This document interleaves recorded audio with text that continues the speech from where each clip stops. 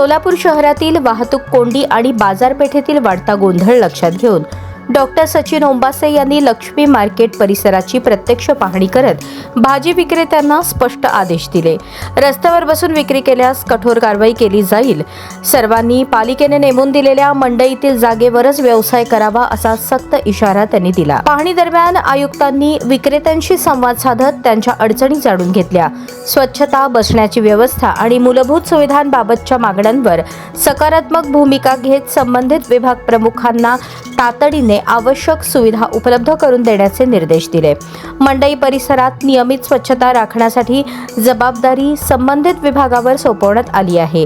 या पाहणीवेळी मंडई विभाग प्रमुख तपन डंके, कामगार कल्याण व जनसंपर्क अधिकारी अजित कुमार खानसोळे, पर्यावरण अधिकारी अक्षय मोरे यांच्यासह महापालिकेचे अधिकारी व कर्मचारी उपस्थित होते.